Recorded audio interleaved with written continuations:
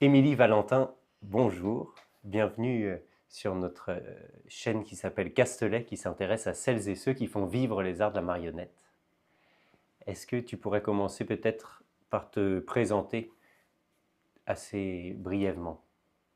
Comment tu te présenterais?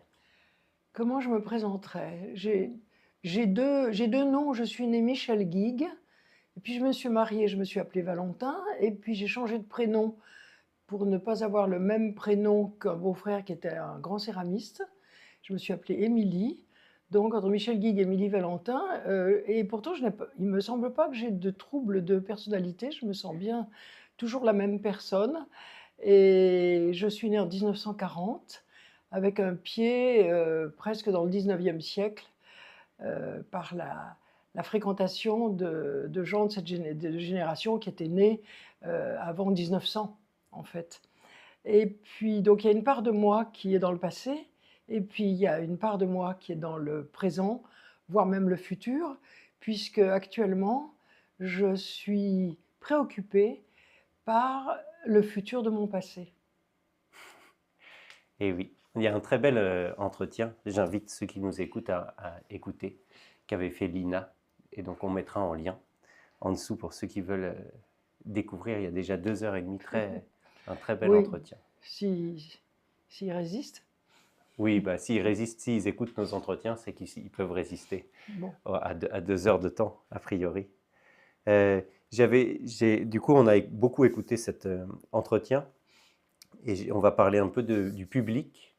On a des questions sur le public, sur ta compagnie un peu, et après plus largement sur la marionnette, sur ce que tu peux entendre par la marionnette, et peut-être qu'on aura un peu de temps pour les politiques culturelles. Déjà, j'avais une question sur le public. J'ai trouvé ta parole très juste sur la place du public et pour quel public on écrivait des spectacles. Est-ce que tu as... À mon avis, on écrit les spectacles, si on est sincère, pour l'ensemble des rencontres qu'on peut faire dans le quotidien, dans la journée, que ce soit en croisant des voisins, en allant au supermarché, en allant à la médiathèque ou au magasin de bricolage, ou en dînant avec des amis, enfin je ne sais pas, de toute la journée, on a une série de rencontres. Et on croise aussi des gens dans la rue, où on va chercher ses enfants à la sortie de l'école. Et cet ensemble de population, en fait, mentalement, est dans votre imaginaire quand on se dit est-ce que ça va les intéresser. Mais quelquefois, on est obligé d'être un peu plus tactique, et on crée aussi pour ceux qui vont juger les spectacles et les acheter. Et quelquefois, on fait un grand écart entre les deux. Voilà, je n'en dis pas plus. Et est-ce que pour toi, il y a des publics différents de ceux qui vont au théâtre, de ceux qui vont dans les jardins? Je sais que tu as fait la marionnette pour les jardins. Est-ce que pour toi, écrire des spectacles pour des lieux différents, c'est aussi écrire pour des publics différents? Ah oui, tout à fait. Tout à fait. C'est pour ça que j'ai hélas terminé mon parcours sans pouvoir trouver d'adhésion à une proposition que j'ai faite de développer toute une expérimentation de Castelet d'extérieur, un maillage territorial qui aurait pu être modéré au début, de Castelet d'extérieur, parce que je pense que d'une part, rétrospectivement, c'est probablement ce que j'ai fait de mieux.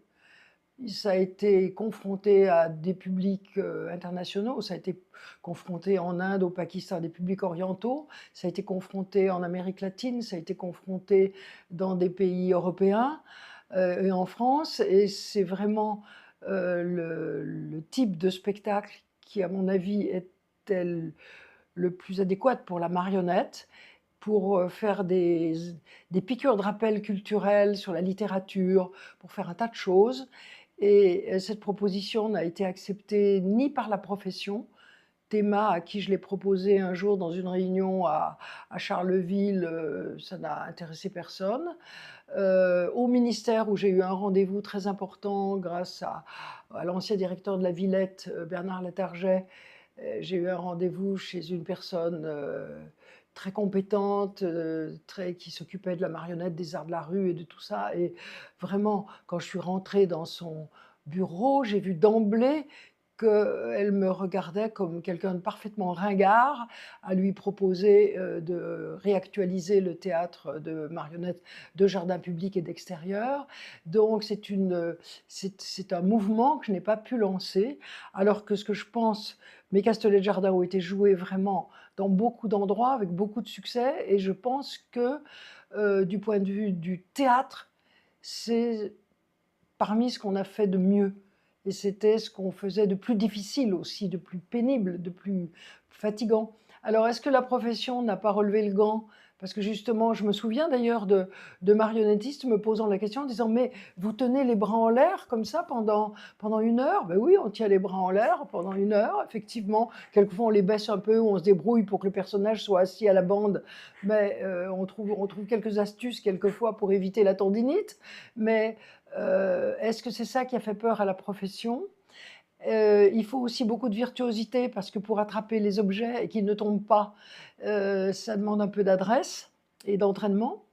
Pour quelle raison? Est-ce que c'est aussi parce que il faut beaucoup d'humilité, chercher des textes courts et non pas jouer tout un discours avec un grand message? Je ne sais pas, il faut faire des petits messages ou pas de message du tout, des anecdotes, des faits, des choses divertissantes, mais rien n'est divertissant sans qu'il ait du sens en fait. Donc il n'y avait pas de problème avec les choses courtes. Donc, et le ministère là était parti de toute façon probablement dans des pensées qui ont fait que petit à petit la profession est devenue, grâce au ministère, une profession de formés et de formateurs. On a et de chercheurs aussi. Alors, il y a un livre que j'aime beaucoup d'une amie universitaire qui s'appelle Carole Talon-Hugon, qui a écrit un livre qui s'appelle L'artiste en costume de chercheur.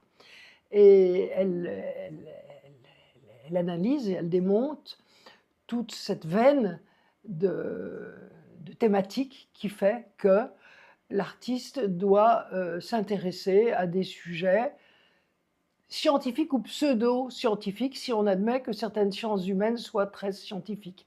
Je fais partie d'une veine littéraire avec Clément Rosset, qui mettait beaucoup en doute que tout ce qui était sociologie, ethnologie, soit des choses parfaitement scientifiques.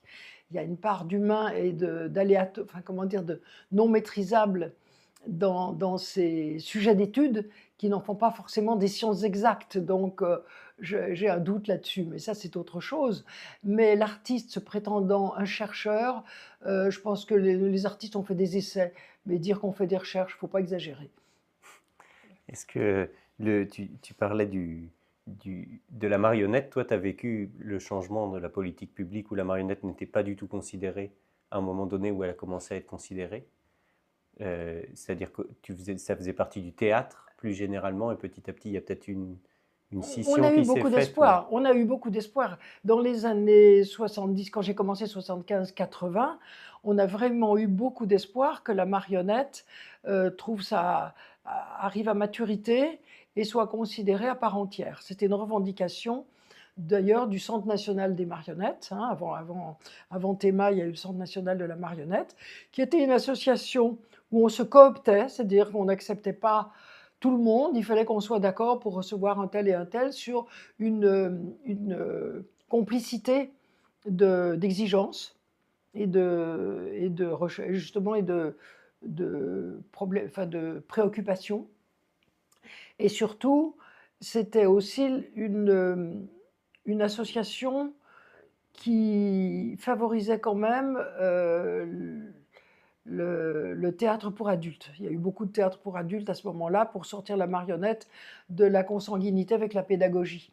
Et c'est vrai que, je ne sais pas si je l'ai déjà dit, je me répète, mais si on sortait la marionnette de la pédagogie, les marionnettistes pourraient créer quand même, moi je vois dans les 10 dernières années de mon parcours, les missions DAC qui étaient incontournables ont beaucoup porté préjudice aux créations.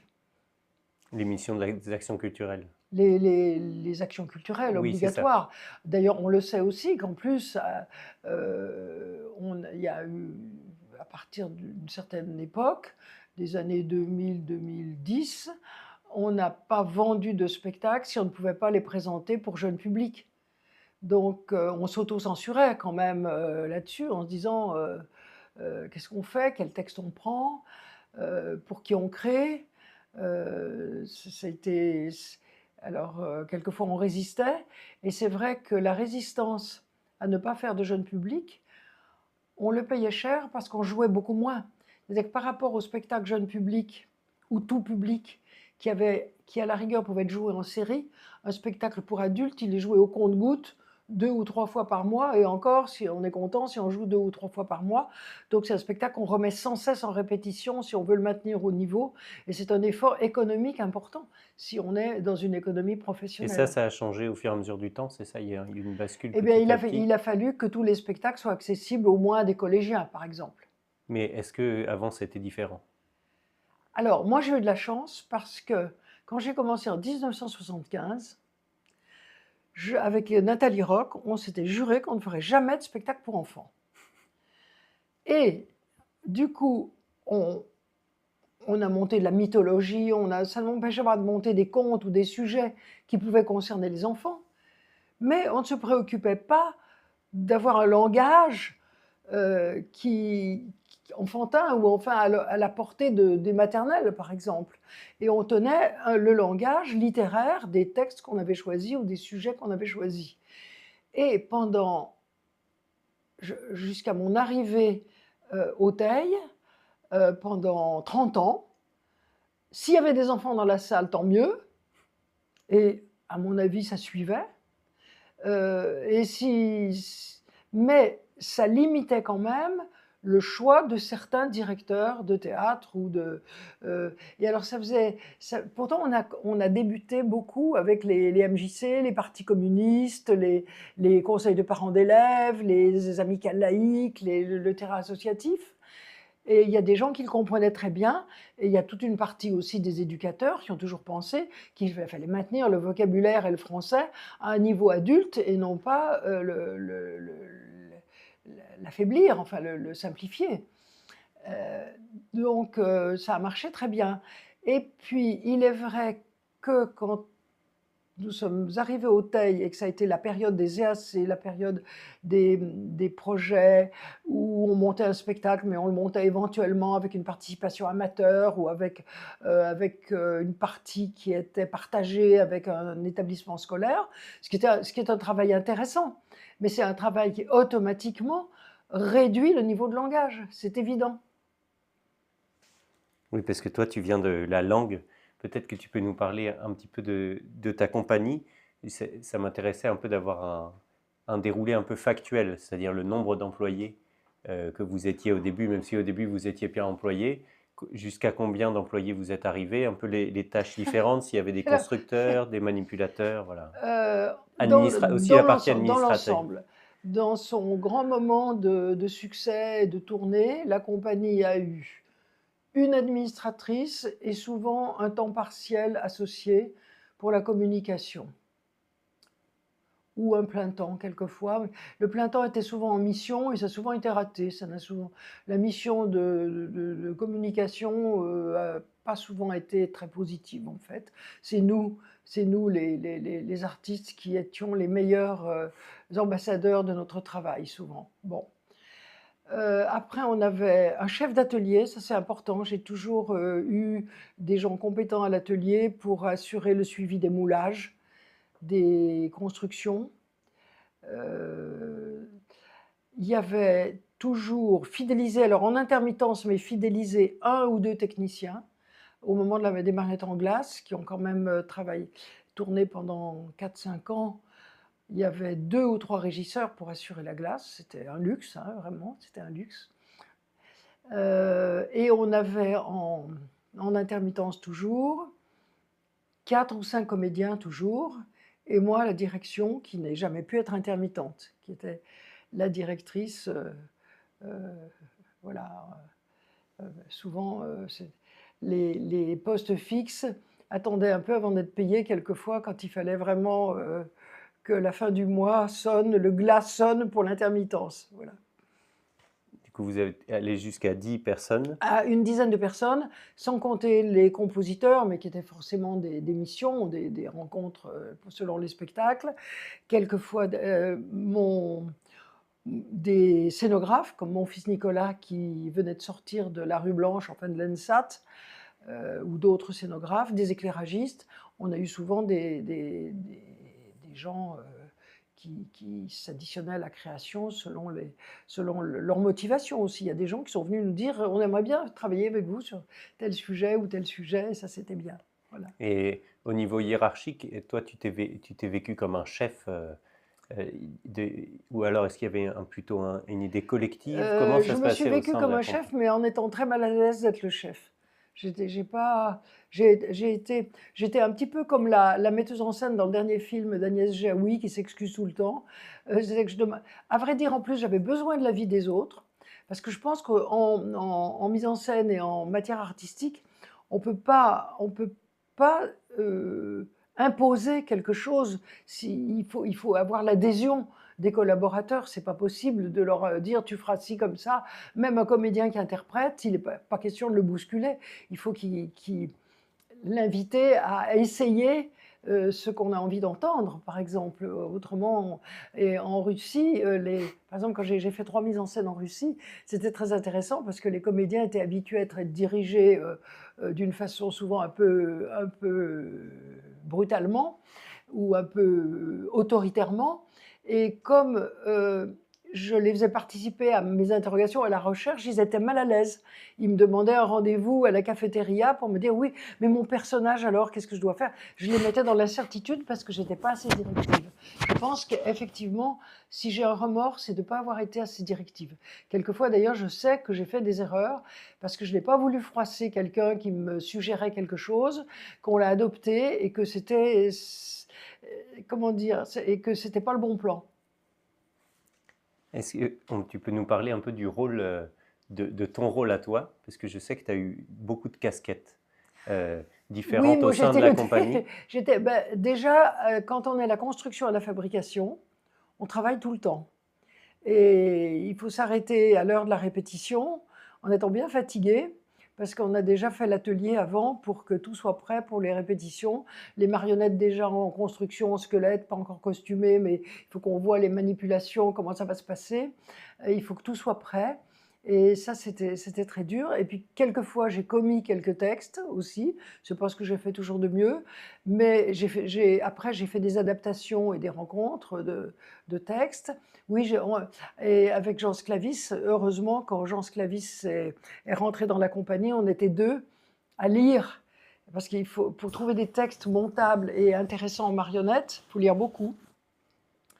Et on s'était rendu compte qu'il fallait lire 100 pages pour en trouver une.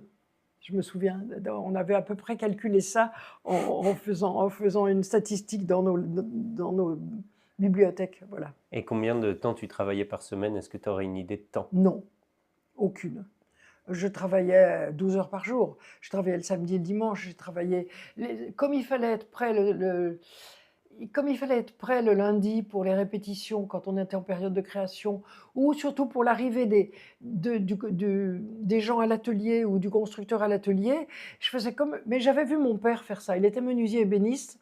Le dimanche matin, il allait préparer le travail pour les ouvriers la semaine. Et en fait, je me rends compte qu'un patron, c'est ça, ça prépare le travail de la semaine. C'est évident. Et par rapport aux différentes casquettes, comment toi tu te définissais? Directrice, et tu avais deux.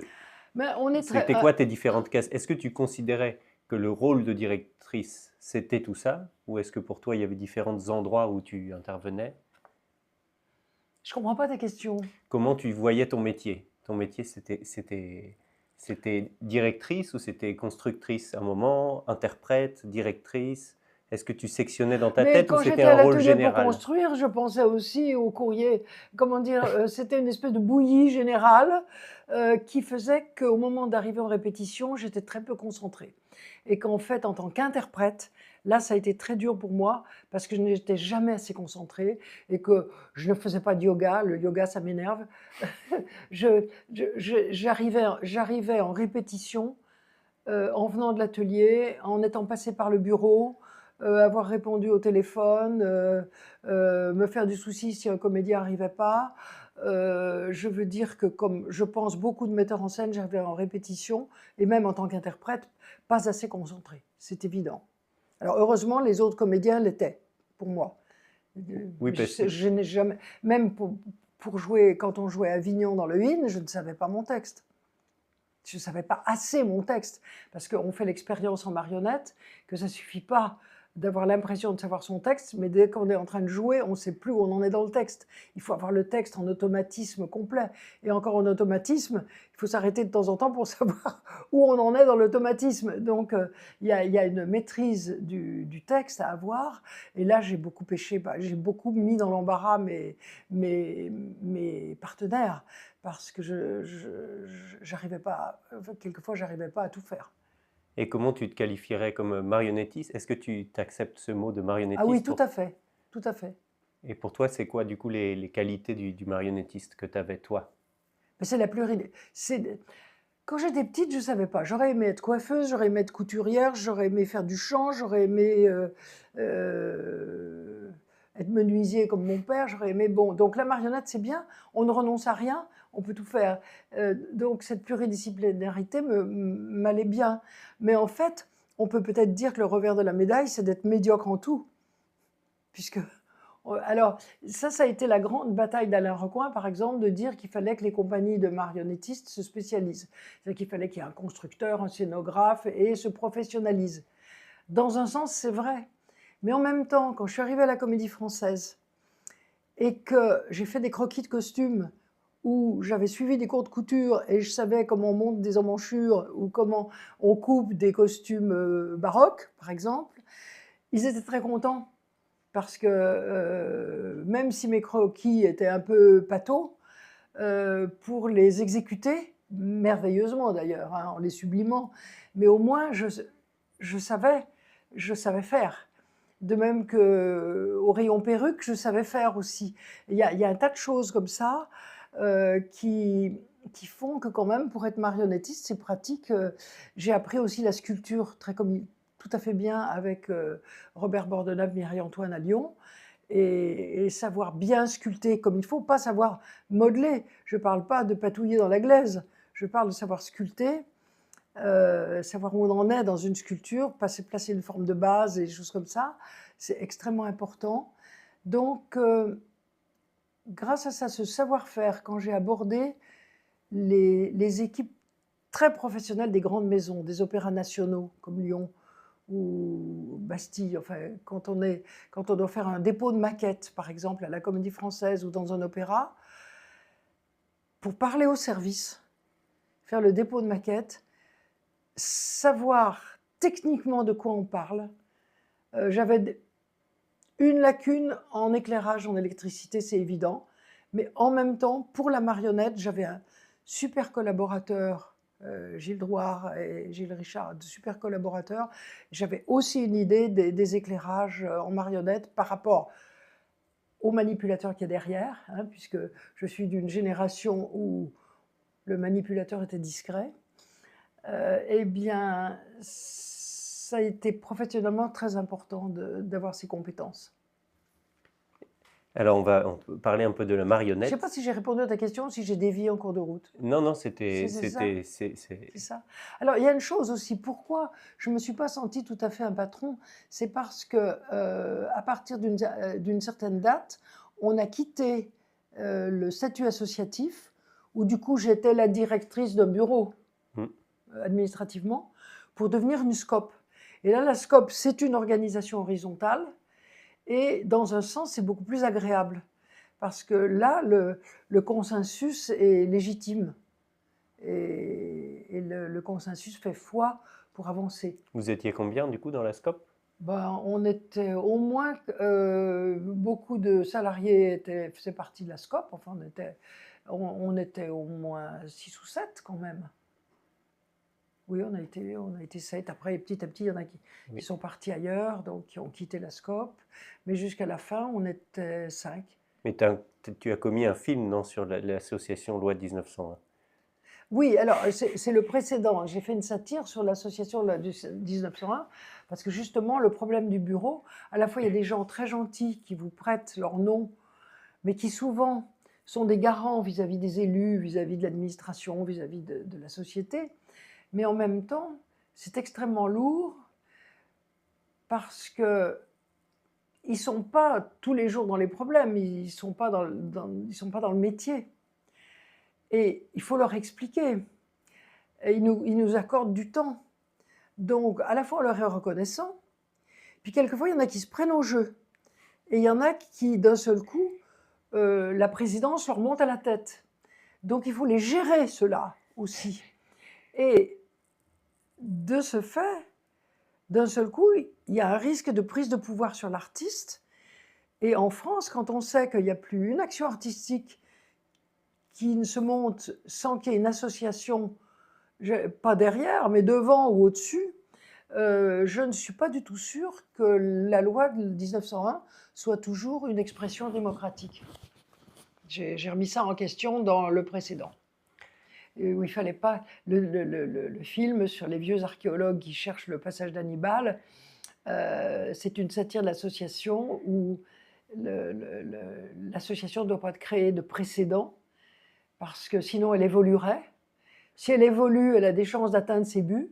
Et si elle atteint ses buts, elle n'a aucune chance, elle plus aucune chance d'exister. Donc elle s'annule elle-même. Donc il faut surtout qu'une association soit bien figée sur ses propres statuts, ses propres habitudes, avec ses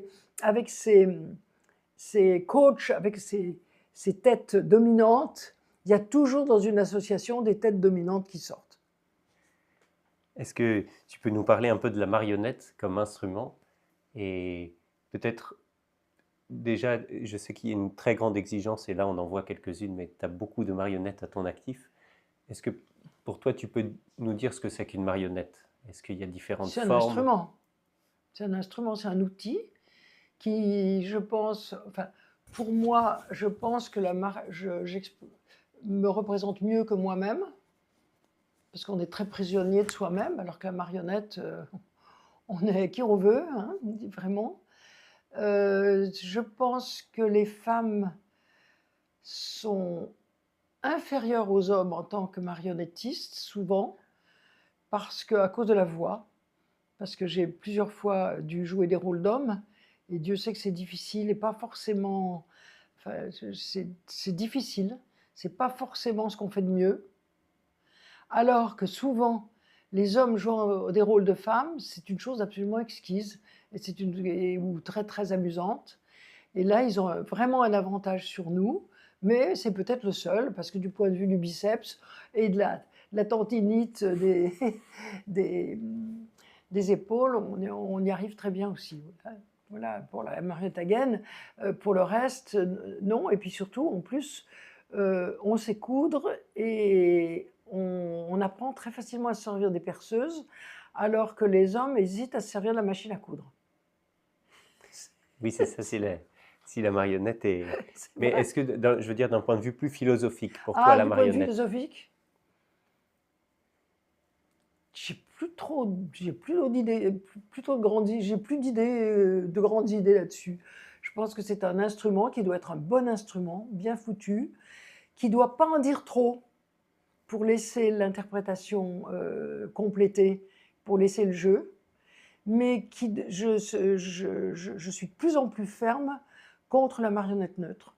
Je crois qu'il y a quelques années, j'avais commencé à amorcer le sujet et je vais enfoncer le clou quand je vois toute une veine de marionnettistes qui se sont servis, vous savez, des époux de Chirico comme modèle de neutralité, plus de nez, plus rien, plus de physionomie, plus rien.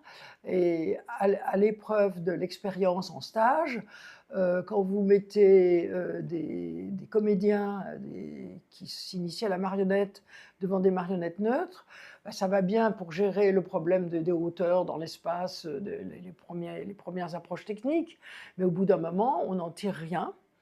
Alors que même l'exercice très amusant en marionnette d'être à contre-emploi, c'est-à-dire de jouer un personnage qui n'est pas du tout ce qu'on ferait spontanément, qui n'est pas du tout sa tasse de thé, qui n'est pas du tout ça, ben c'est un luxe que la marionnette nous offre.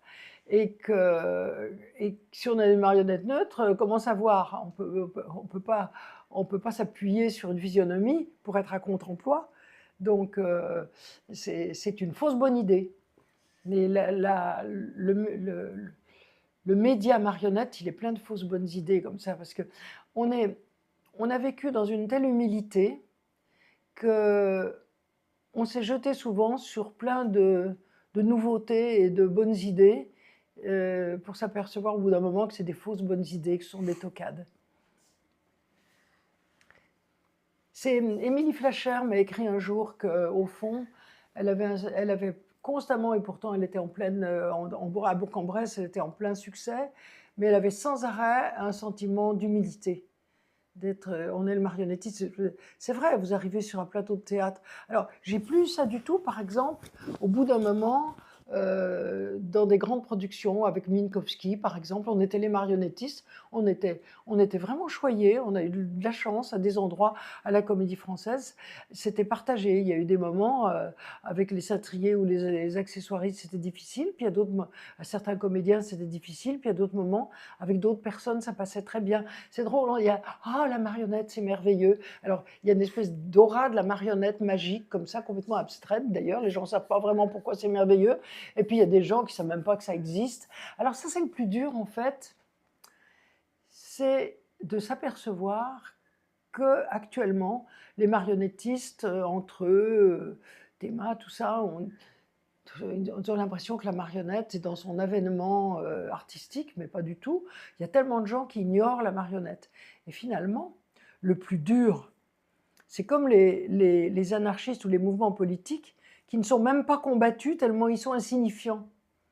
Il y a des moments où je me suis demandé si la marionnette n'était pas tellement ignorée que c'était le signe de son insignifiance, ou du moins du fait que les marionnettistes n'avaient pas réussi à attirer l'attention et à la rendre visible et intéressante.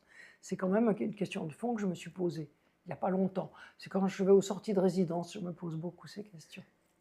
Et c'est pour ça que je parlais du fait que la marionnette soit reconnue en tant que telle, ou qu'elle doive se battre pour rentrer dans le théâtre. Est-ce que le fait qu'elle, par exemple, il y a eu les 6 lieux qui ont été labellisés par le ministère, mais du coup, à cet endroit-là, elle existe, elle a une reconnaissance de l'État, mais peut-être qu'elle se bat moins, par exemple, pour exister au sein du théâtre, comme tu as pu aller à Avignon. Alors, mon problème, c'est comme de toute façon, dès le début, je crois que vis-à-vis de la profession, à Paris, partout, le Théâtre Roumain Nu, à Charleville, j'étais pas vraiment dans les clous.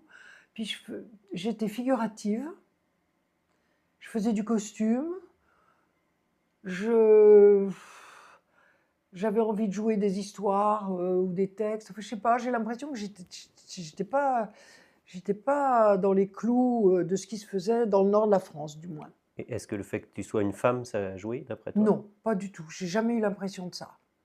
Ça, j'ai vraiment... Peut-être que ça a joué, mais je m'en suis pas rendu compte.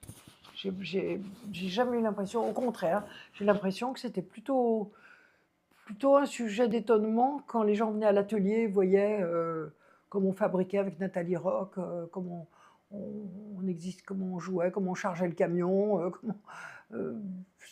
Oui, mais par exemple pour le CNM, je veux dire d'un point de vue... Non, j'ai pas eu l'impression non, que ce t'as pas soit vécu ça. Je crois que... Je pense que j'avais des goûts ringards. Je sais pas, j'avais... J'essaie, comment dire, cette espèce d'occasion d'être contemporain qui m'accablait et dont je faisais fi parce que j'essayais de monter ce qui m'intéressait de la façon qui m'intéressait. Et cette occasion d'être contemporain, j'ai essayé de l'appliquer une ou deux fois, je sais dans quoi. Dans le spectacle Gaillan, par exemple, esthétiquement, c'est un spectacle que j'ai donné au musée d'Ardenne d'ailleurs. Et finalement, quand on regarde après ce que j'ai fait esthétiquement pour que ça soit un peu plus contemporain, c'est pas ce que j'ai fait de mieux. Je sais pas. Je sais pas. Ta question, c'était quoi? J'ai dû dévier.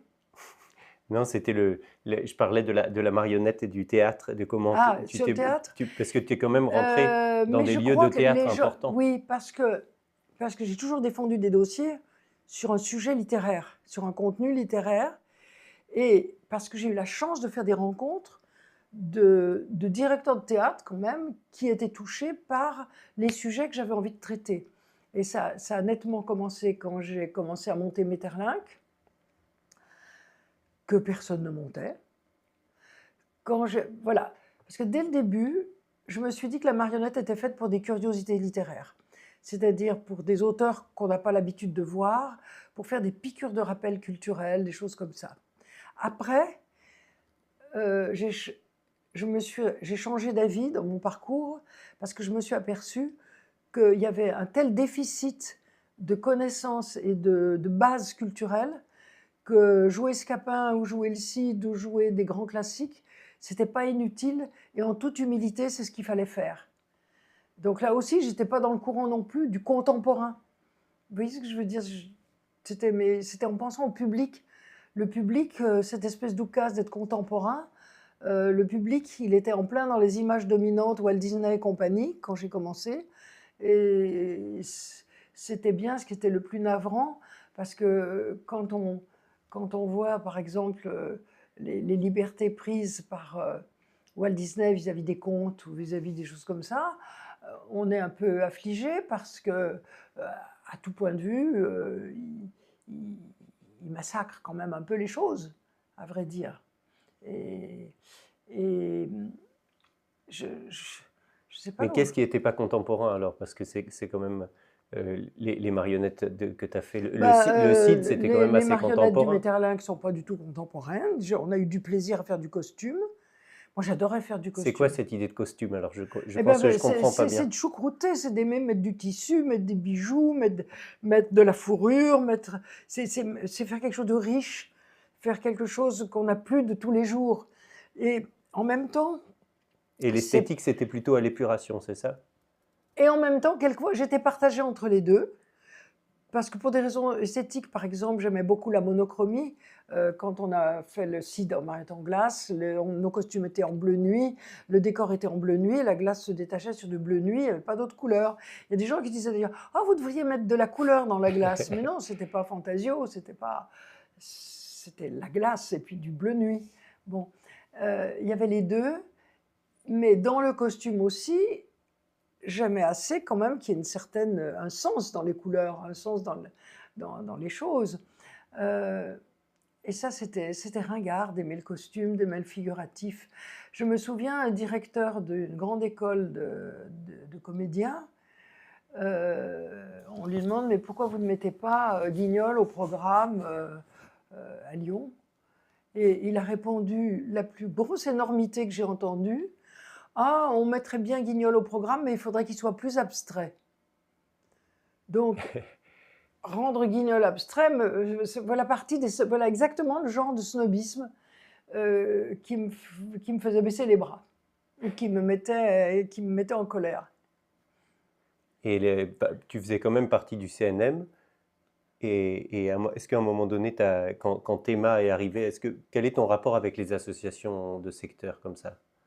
L'UNIMA, Théma, est-ce que tu t'es intéressé à cet endroit ou... Mais pendant un grand moment, j'ai beaucoup milité. J'étais même avec Jean-Pierre Lescaut, on était au SFA, on était à la section CGT il y a une section CGT des marionnettistes. Et c'est moi qui rédigeais ce que Jean-Pierre Lescaut disait. Les secrétaires, c'est ça. Quand le ministère a obligé le CNM à rejoindre l'UNIMA et fonder Théma, on était tellement en pleine action, en plein boulot, que j'ai un peu lâché parce que j'arrivais pas à tout faire. Et parce que j'attendais de voir cette espèce de mélange qui allait se produire et je savais plus où étaient mes interlocuteurs, là. Et c'est vrai que j'ai un peu perdu le contact avec la profession à ce moment-là, parce qu'on était plutôt dans le théâtre. On était les marionnettistes du théâtre, en fait. Et tu as un lien à l'image aussi, au cinéma, à la télé J'aurais aimé faire plus de télé. j'ai fait plusieurs propositions, après avoir tourné le précédent, j'ai fait plusieurs propositions de séries et de films, notamment j'avais écrit des séquences sur un proverbe arménien que j'aime beaucoup, qui est « Quand tu entres dans un bourg où tout le monde porte son chapeau à l'envers, porte ton chapeau à l'envers ». Ce qui est le principe de l'immigration arménienne, et de l'intégration.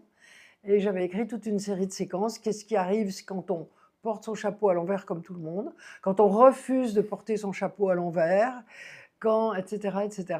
J'avais écrit toute une série de séquences là-dessus, mais ça n'a pas marché. J'ai fait beaucoup de projets. En fait, une carrière, j'ai fait 54 spectacles, mais j'ai bien fait au moins 20 ou 30 projets qui n'ont pas abouti quand même. Et quand tu entends projets qui n'ont pas abouti, ça veut dire quoi, Eh ben, concrètement? des dossiers qui ont été montés, des budgets, des devis, des explications, éventuellement même des collaborations un peu interpellées, et puis soumis à des structures ou à des trucs et qui finalement ça n'a pas marché. Et qui sont dans un placard quelque Qui part? sont, oui, que je retrouve de temps en temps, et notamment des textes rigolos. Par exemple, j'aurais aimé monter la Gabrielade de Pouchkine, qui est un texte qui a disparu des bibliothèques russes sous Staline, parce que Pouchkine, qui a valu son exil en Crimée à Pouchkine, quand il avait 22 ans. Et il a été exilé par le tsar, parce qu'il a écrit une histoire où la Vierge Marie est repérée par Dieu comme une très belle jeune fille, et Dieu se dit, c'est d'elle que je voudrais avoir un fils. Donc il délègue l'ange Gabriel, mais le serpent du diable j'allais dire en espagnol, l'apprend avant, et il va, et il séduit la Vierge Marie, l'ange Gabriel aussi, et puis Dieu se penche et dit pourquoi pas moi, il descend. Enfin bref, parce que la Vierge Marie est très très gentille, elle accueille tout le monde, elle fait l'amour avec tout le monde, et c'est une très chic fille. Et Pouchkine avait écrit ça à la façon des épopées d'imitation du début du 19e, de André Chénier, ou vous voyez, c'était le début du romantisme, et c'est une œuvre parodique contre la religion, qui était un brûlot à l'époque, mais c'est très joli en plus. Mais en Russie, on m'a dit, oh là là, si vous voulez reprendre l'avion tout de suite, il faut monter ça. Alors, je n'ai pas monté ça. Parce que c'était un projet pour la Russie. Je l'aurais volontiers monté en Russie, puisqu'il y avait eu la perestroïka. Je me disais, bon, en Russie, ça va peut-être les amuser. Parce que j'étais dans les contes grivois de La Fontaine aussi, donc j'étais un peu dans les galanteries, voilà. Mais La Fontaine, c'est français, alors ça passe peut-être mieux Ça en Russie. passait plus, je sais pas, oui. Mais j'ai monté George Sand à la place. Oui, c'est très chouette, George Sand. Et puis, j'ai un regret, c'est de ne pas avoir pu faire découvrir en France la dramaturgie d'un grand auteur argentin qui s'appelle Roberto Arlt, qui a fait une série de pièces extraordinaires, et notamment une qui s'appelle La cité entre dans le désert, qui est l'histoire d'un gourou, qui aurait été tout à fait d'actualité à la prise de pouvoir de Javier Milei, sur les relations de l'argent avec un gourou et ses adeptes, tout ça, et qui est un peu le pendant de ce qu'a pu être Arthur Rouy de Brecht, comme type de littérature, sur les liens, donc oui, de la superstition, de la prise de pouvoir, de l'argent. C'est une pièce, c'est la dernière pièce de Roberto Arlt qu'il a écrite, qu'il a terminée peut-être 3 semaines avant sa crise cardiaque et être mort. Et personne ne connaît cette pièce. Elle a d'ailleurs, même en Argentine, été très peu jouée. Et c'est une pièce qui serait très intéressante. Et comme il y a au moins 60 personnages, il n'y a qu'en marionnette qu'on pourrait monter ça. Oui, encore faut-il avoir Émilie Valentin à l'atelier qui puisse faire les 60 marionnettes. Il faut avoir un budget. Oui. Un budget, voilà. Voilà, et ça c'est important.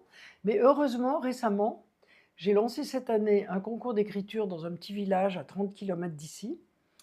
Et une jeune femme, qui est la femme d'un gendarme, qui est une dame qui écrit la nuit parce qu'elle est somnambule,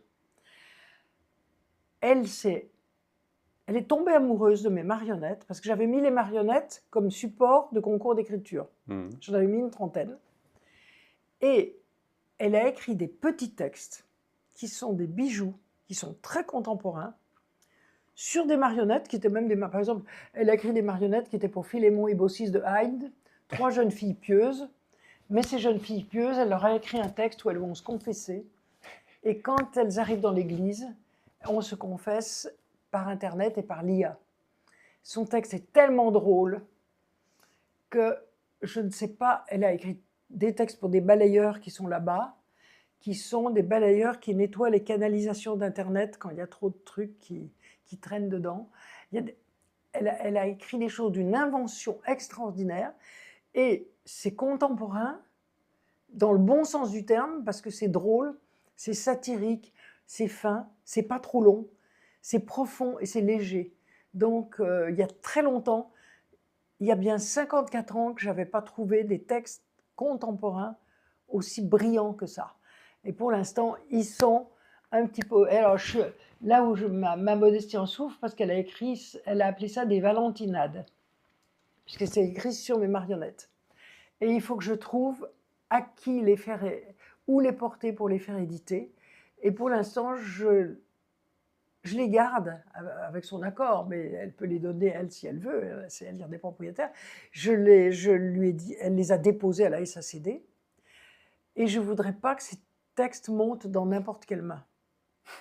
Donc, je veux dire, si ces textes sont pris et sont gâchés par des gens qui en feront trop dessus, ou alors que les textes eux-mêmes, ils sont à servir, ils ne sont pas à surcharger par des intentions dramaturgiques, du masque, la danse, je ne sais pas quoi.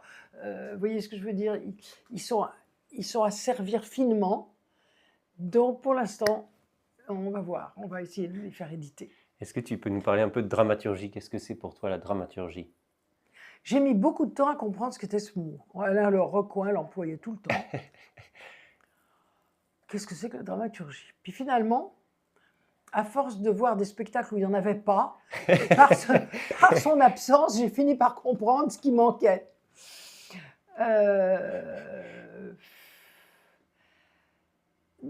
C'est sans doute le nœud d'action, c'est qu'il y a une histoire, c'est qu'il se passe quelque chose, et surtout quelque chose qui est complètement oublié dans les recherches contemporaines, c'est le mystère théâtral.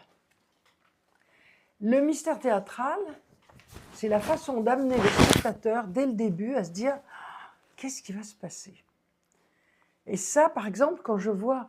J'étais trop triste par le spectacle d'Émilie Flacher avec mes Castellet de Jardin, je devrais pas le dire, mais elle a mis l'accent sur de la dynamique, sur du bruit. Elle s'est référée à Duranty qui jouait dans le Luxembourg sans micro à une autre époque.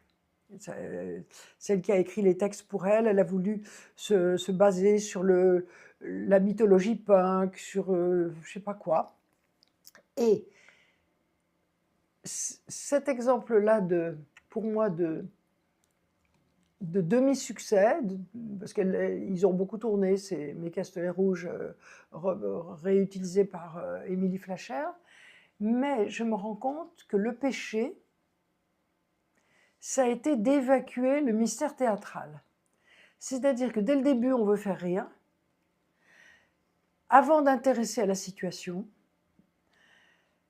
et dès le début, même l'écriteau qu'on passe ou ce qu'on installe à vue enfin, sur le Castellet ou sur le plateau, ça ne met pas le spectateur dans l'état d'esprit de « qu'est-ce qui va se passer avec ça ?» Et ce problème du mystère théâtral, au nom des sacro-saintes recherches dans lesquelles l'institution balance la profession, avec de la peinture, avec du sable, avec des matières, avec du masque, en se roulant par terre avec sa marionnette, enfin en faisant des trucs comme ça, cette simple petite idée que le spectateur se demande, et ça ne doit pas durer trop longtemps, il ne faut pas qu'il s'ennuie non plus, ah zut, ça va durer des plombes, ça y est, encore un spectacle. Je me souviens d'être à un spectacle dans le Midi, de marionnettes comme ça, un festival à Cannes, et il y a un spectacle comme ça, alors je sais de qui il était, mais je ne sais pas si j'ose dire de qui il était. Il était de quelqu'un qui faisait des choses très profondes, qui se voulait très mystérieuses, Mais ça durait tellement longtemps qu'on n'avait pas le temps. Comment dire, on était partie prenante au début, puis au bout d'un moment, on lâchait l'affaire quand même. Et alors, d'un seul coup, à ce spectacle-là, ah non, je peux le dire, parce que c'est pas, on a entendu ça avec Jean Sclavis, un spectacle de Zingaro. Et c'était un spectacle de Zingaro assez mystique. Et dans le public, il y a quelqu'un qui a dit « Je sens que ça va me plaire ». Et tout le public a éclaté de rire, parce que tout le public commençait à s'ennuyer un peu quand même. Et tout le public a compris ce que ça voulait dire. Et le spectacle de Zingaro, il a mis du temps à remonter la pente après le type qui a dit « Je sens que ça va me plaire ». Et balancer ça, « Je sens que ça va me plaire » au début d'un spectacle, j'avoue que c'est peut-être une bonne idée de temps en temps. Pour sabrer le spectacle des autres en plein festival. C'est affreux. Bon, enfin bref, je me laisse un peu aller. Vous m'avez dit que c'était la liberté, alors oui. Bah oui, on a le droit. J'aurais bien aimé qu'on parle un peu de la passation, de qu'est-ce que ça voulait dire former. Est-ce que tu as une idée de ce que c'est former? Est-ce que pour toi, il y a une... Alors, moi, je pense que j'ai jamais eu l'occasion de former, puisqu'au moment où on s'apprêtait à le faire, et on était décidé à le faire, la DRAC nous a demandé de partir et de vider tous les lieux au Met. D'ailleurs, c'est ça. Tu avais quel âge? Eh ben, Jean ne savait encore pas qu'il allait mourir rapidement. J'avais 81 ans, 82 ans. Mais Jean avait 21 ans de moins que moi. Mes comédiens avaient tous autour de 50, 60 ans. Donc la DRAC a liquidé une compagnie en mettant quand même 4 ou 5 comédiens dans l'embarras. Et comment ça s'est passé, ça, concrètement? Jérémy Villaume, le délégué théâtre à la DRAC, a nommé un audit, quelqu'un qui connaissait à l'audit, pour faire un audit du Met, pour savoir ce qu'il fallait faire, pour renouveler les choses, une inspection. Et l'inspection a conclu qu'il fallait qu'on parte complètement, y compris vider les marionnettes, vider l'exposition, vider le... Bon, on a laissé tout le matériel technique, on a laissé la cuisine, on a tout laissé. Mais toutes les marionnettes, tout ce qui était artistique, on l'a emmené. Les accessoires, tout. Enfin, j'en ai laissé un peu, j'ai pas pu tout. J'ai laissé ma bibliothèque quand même sur la marionnette, parce que j'en ai emmené un peu, mais je pouvais pas tout emmener. Et vous verrez au premier étage, j'ai emmené les trésors de dentelle, de passementerie, les costumes, tout ce que j'ai tout emmené, il fallait tout vider. Donc le Met est complètement vide, et quand les gens veulent voir des marionnettes, on les envoie chez moi. C'est là. Et du coup, on pensait continuer à rester artiste associé, même déconventionné, sans subvention, mais on était là. Et moi, bénévolement, j'ai gagné ma retraite grâce à l'État et grâce à la marionnette. Je suis à la disposition, si on veut. J'ai fait un tas de masterclass, de choses comme ça au conservatoire ou dans des endroits où je l'ai fait bénévolement, volontiers. Et je vois qu'il y aurait, maintenant que je vois les sorties de résidence au Met, j'y vais de temps en temps. Quand je n'ai pas ma répétition d'orchestre, puisque je fais de la musique, je vais aux sorties de résidence quand même pour voir quand la présidence n'y est pas. Et parce qu'on m'a demandé quand même de partir un peu violemment. Et Jean Sclavis, en plus, était en train de mourir. Il était en pleine chimiothérapie, donc je ne me suis pas beaucoup battue parce que j'étais surtout sur la maladie de Jean Sclavis. Il est mort en 8 mois. Et il a réussi quand même à faire un dernier contrat à la Philharmonie du Luxembourg avec les musiciens du Louvre sur des musiques baroques. On avait encore des contrats. Si vous voulez, on n'avait pas besoin c'était normal qu'on soit déconventionné. On a été conventionné pendant 30 ans. On n'était pas du tout fâchés d'être déconventionné. Ça nous soulageait plutôt de ne pas faire de dossier déjà. Et moi, j'étais retraitée et j'avais réussi à gagner une certaine retraite.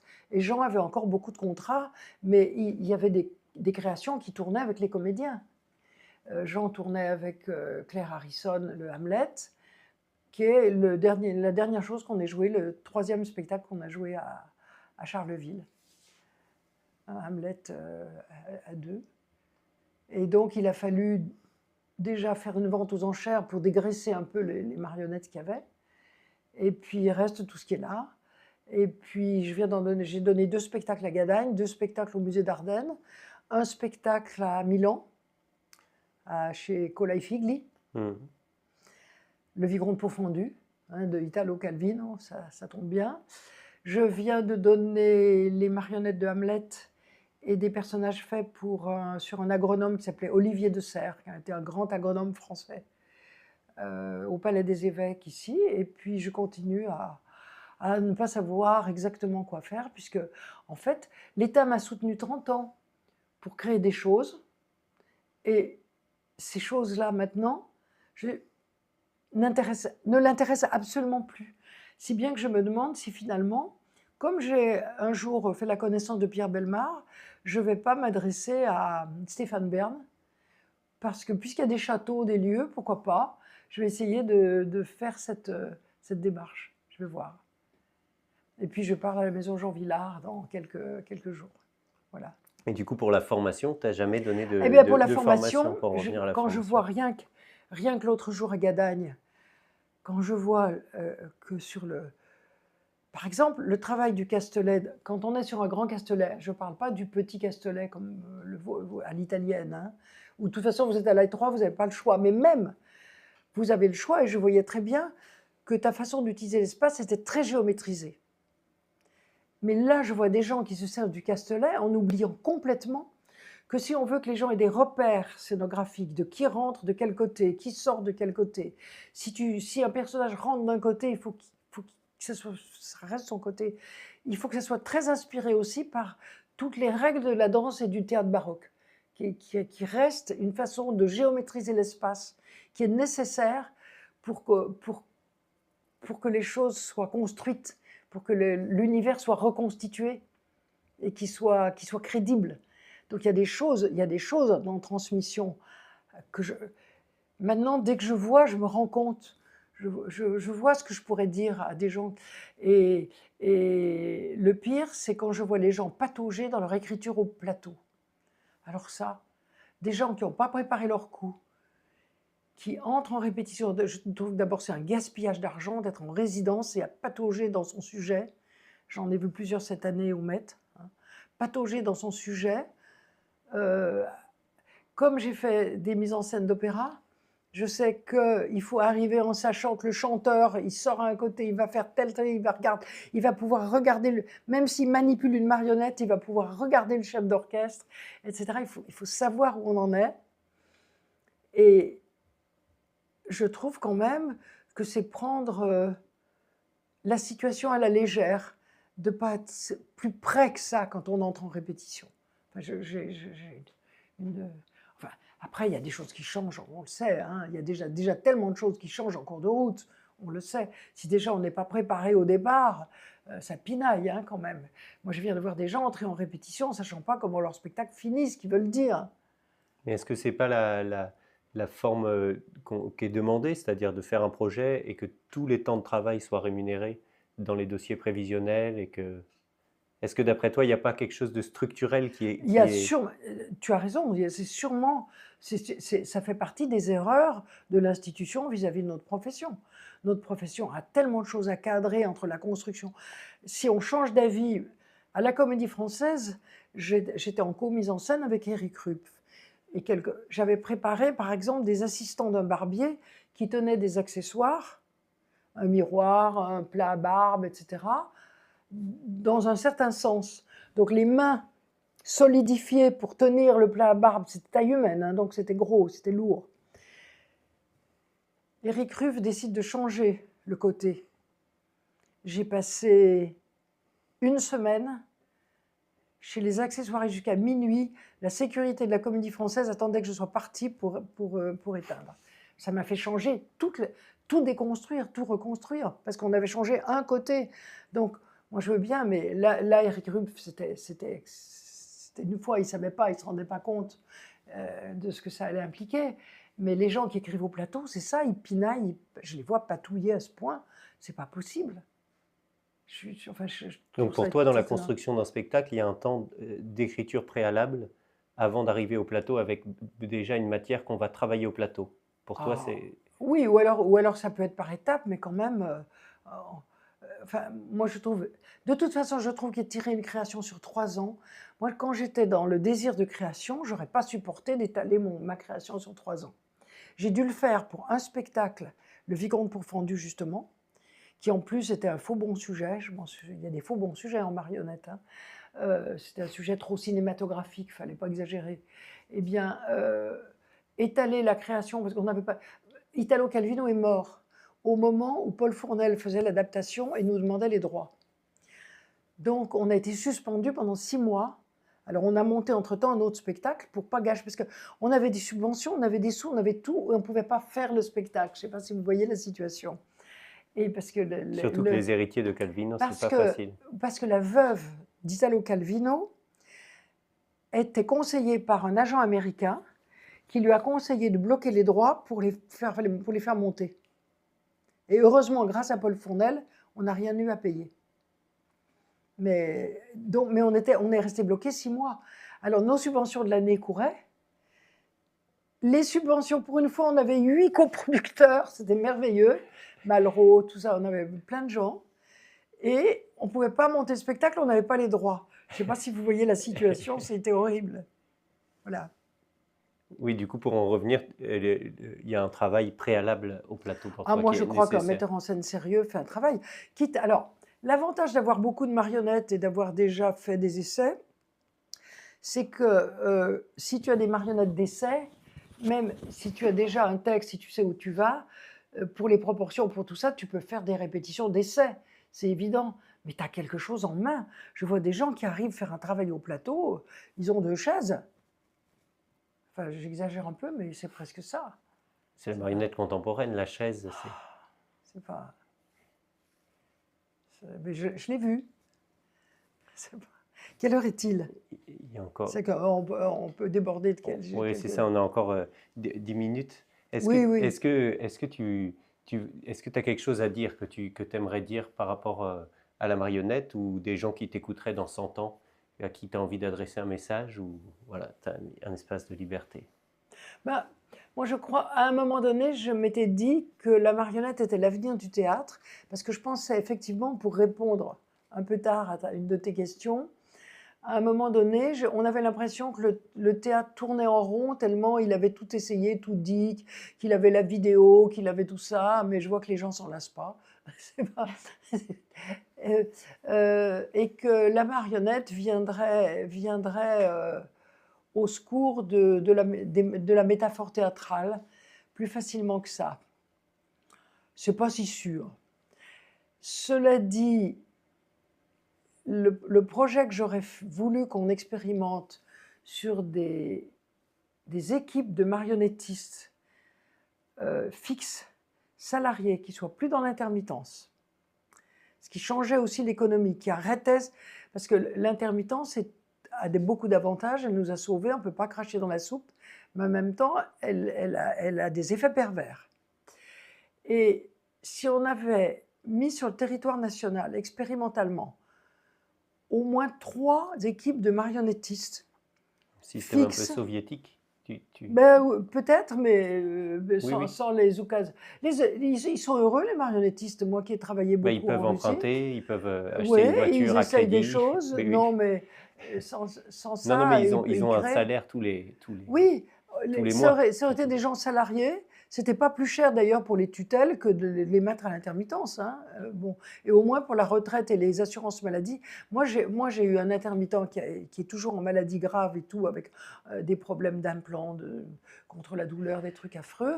Et la sécurité sociale n'est pas généreuse avec lui en comparaison d'autres salariés, hein. C'est quand même un grave problème, ça, hein. Et à la retraite, mon compagnon Jean Sclavis, qui avait pourtant tout le temps travaillé, eu des bons contrats, joué Scapin, il avait tout le temps travaillé, il allait avoir une retraite qui n'était même pas le SMIC avec l'intermittence. Il faut le savoir, hein, il y a un moment, l'intermittence a des revers. Donc j'aurais imaginé que des gens dans un autre type de salariat s'installent de façon fixe, avec une mission de jouer dehors dès qu'on peut jouer dehors, même quand il ne fait pas très froid ou très chaud. Enfin bon. Pas trop chaud. Qu'il y ait une salle de repli. Que quand il ne joue pas, il joue à certaines... Et c'est surtout, je vais vous dire, pour une raison très claire. c'est que regardez dans le jazz ou dans la musique, le jazz a progressé quand les jazzmen ont eu des clubs fidélisés, où ils avaient un public fidélisé qui les retrouvait. Et pour satisfaire ce public fidélisé, il fallait qu'ils innovent. Ils pouvaient jouer leur standard, mais il fallait qu'ils innovent et il fallait qu'ils changent, et il fallait qu'ils se croisent, qu'ils s'invitent entre eux, qu'il y ait du renouveau. Mais en même temps, le public était sûr que tous les vendredis soirs, dans tel club, on allait retrouver un tel et un tel. Et j'aurais aimé qu'on essaye cette chose-là sur les marionnettistes, comme c'était au Luxembourg, comme c'était au Parc de la Tête d'Or, mais avec un cahier des charges littéraire et un cahier des charges esthétique qui met aussi avec des moyens. Parce que si les gens, je l'ai vu en Amérique latine, si les gens sont insuffisants du point de vue de la fabrication des marionnettes, du point de vue du choix littéraire, c'est parce qu'ils n'ont pas les moyens de travailler, pas les collaborations nécessaires et tout. Donc, il y avait une mission de qualifier les textes et il aurait fallu que les programmes, oui, c'est un peu soviétique ce que je propose, c'est vrai, les programmes soient de la tradition, du classicisme, parce que je pense que la marionnette est très bien faite pour faire des petits Molières, des petits Corneille, des petits Marivaux, des petits Beaumarchais, en les coupant un peu. Et après, pour faire aussi une partie contemporaine, justement, d'expérimentation. Il y aurait trois types, et ces trois choses se croisant entre les équipes au bout d'un moment, qui les auraient petit à petit dotées d'un répertoire. Et les conventions avec les équipes, elles auraient été d'au moins 3 ans, que les gens respirent, ou 5 ans, que les gens aient le temps de prouver ce qu'ils savent faire. Oui, on a un entretien avec le directeur de Almaty, qui est la capitale du Kazakhstan. Et il racontait le fonctionnement soviétique. De son théâtre. Et du coup, il y a une grande diffusion. C'est-à-dire il y a une vraie diffusion qui peut être dans notre système. Alors, nous, on oriente beaucoup la création et la diffusion. Moi, alors, depuis 15 ans, il n'y a plus de dispositifs de diffusion, même ceux des régions ont disparu. Mais pour la recherche et la formation, tu trouves tous les budgets que tu veux. Donc, on est des formateurs et des chercheurs. Et aller au public, zéro. Et c'est pour ça que j'ai commencé avec le public, l'entretien, parce que je savais qu'il y avait que tu avais un lien au public fort. Le public, zéro. Mais c'est normal, l'artiste français, il a été intéressé à l'émission de l'œuvre d'art par l'université et non pas à la réception du.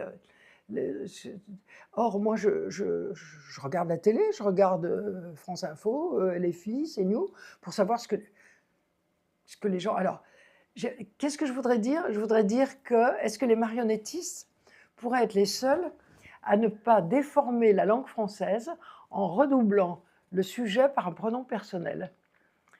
Si vous écoutez le français actuellement, les Français, ils veulent ceci, le président, il a dit cela, les habitants, ils veulent cela. Le redoublement du sujet par un pronom personnel, qui est normalement une figure de rhétorique rare, inspirée du latin, est devenu à toutes les sauces. Et c'est une faute de français que tout le monde utilise maintenant, un espèce de redoublement. Si tout le monde fait attention à ça, vous allez voir, c'est affreux. Est-ce que tu aurais un conseil à donner à une jeune ou un jeune qui aurait 30 ans et qui se dirait qu'elle veut faire de la marionnette? Qui commence à les faire. Il commence à compter combien de personnages il a à faire, quels accessoires dont il va avoir besoin. Et puis, je ne sais pas, est-ce que c'est peut-être quelqu'un qui a déjà fait du théâtre quand même.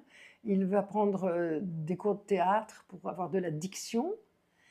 Il pratique l'alexandrin. Et dans la fabrication de la marionnette, par exemple, dans la fabrication de l'instrument, comment, d'après toi, on apprend à fabriquer un instrument? Il essayera de ne pas faire du vilain pour faire du contemporain.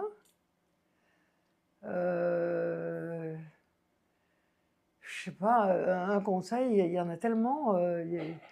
Il y a tellement, il faut apprendre à coudre, il faut Ou alors, il faut avoir des copains qui se disent, je ne sais pas, c'est pas la peine d'aller à Charleville-Mézières. Parce qu'à Charleville-Mézières, j'ai jamais pu travailler avec quelqu'un de Charleville-Mézières parce que les gens talentueux font de leur propre compagnie, donc ils n'ont pas envie de rentrer dans une vieille compagnie.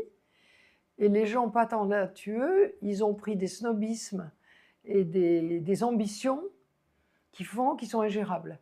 Donc, ils ne peuvent pas s'intégrer à une équipe. Pas... Du coup, il faut apprendre à coudre, apprendre à sculpter, il faut qu'il apprenne, modeler. oui, il faut qu'il achète une machine à coudre. Enfin, je ne sais pas, moi, il faut apprendre. Faut peut-être aussi aller dans les musées et il faut regarder l'histoire de l'art, je crois, quand même. Oui, parce qu'on sent que ton parcours, il est très riche au niveau historique et connaissance des textes. Oui, ça donne des pistes quand même, hein, depuis les sculptures de la Grèce archaïque, on a des pistes tout du long. Et le cubiste aussi. Alors, les marionnettistes ont souvent cru être contemporains en étant modernes, c'est-à-dire en s'étant arrêtés au cubisme. Mais le cubisme, bien compris, donne une piste aux marionnettistes qui est l'aplat et la gestion de la lumière sur un visage. Ce qu'on n'a pas sur les sculptures du 19e siècle, qui ont des arrondis, qui sont encore dans un modelé réaliste, en fait. Et le cubisme nous a quand même, et l'art moderne nous a quand même appris, Picasso, comment dire, à pas tout faire, à sélectionner dans un visage ce qui nous paraît important, si on veut faire des marionnettes contemporaines. Des marionnettes efficaces, mais pas trop chargées. Pas trop chargées. Parce que le problème de faire trop de choses sur un masque de visage, c'est que, de loin, on a l'impression que c'est tout chafouigné. Vous voyez ce que je veux dire? On a l'impression de choses de momifiées, de tout recroquevillées. Et c'est un peu ce que nous a appris après l'art moderne, c'est-à-dire que de donner un signe visuel qui soit plus d'aplat. Et là-dessus, je complète par quelque chose que le philosophe Clément Rosset écrit en toutes lettres, c'est que la licité, l'aplat, c'est l'illusion, la possibilité même du reflet, du miroir, et l'aspérité, le rugueux, c'est le tragique.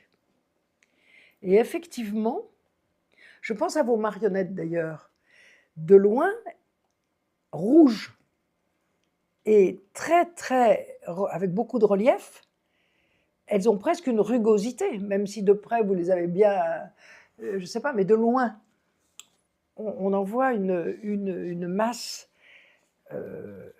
très animée. Et de ce fait, elles ont leur aspect agressif et tragique, ce qui est assez intéressant.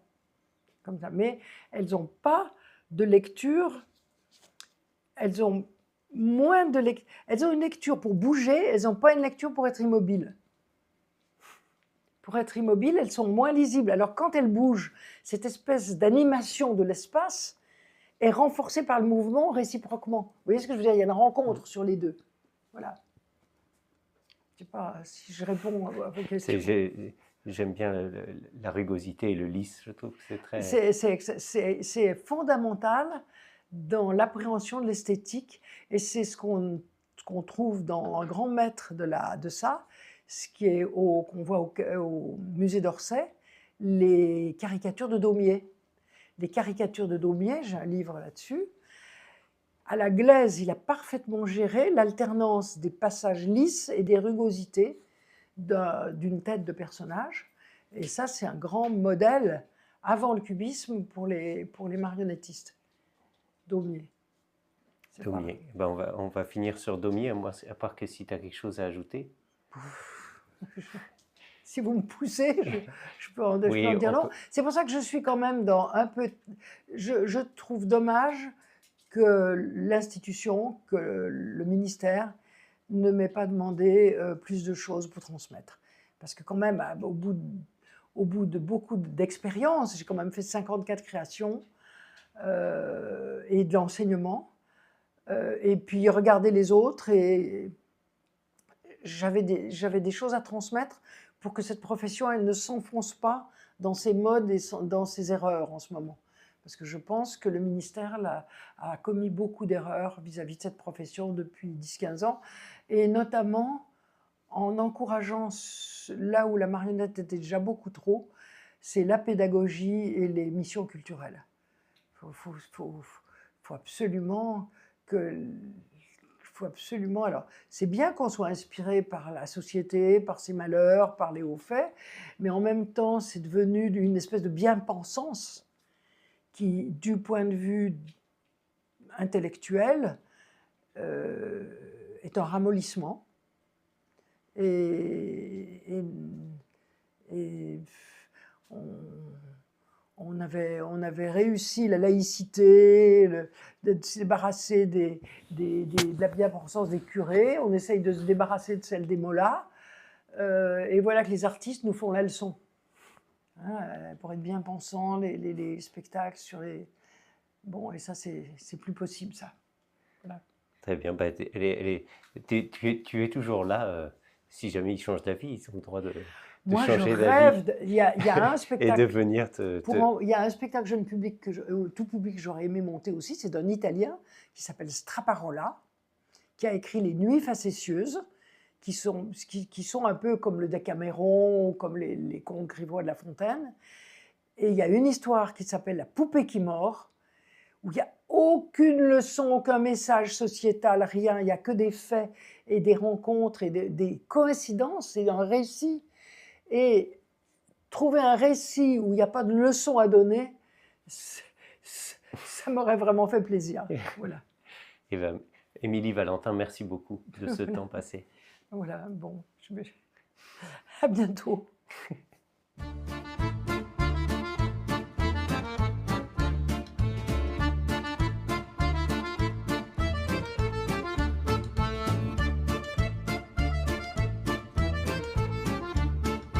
Les marionnettistes font comme ça. Les programmatrices font comme ça. Les chargés de diff font comme ça.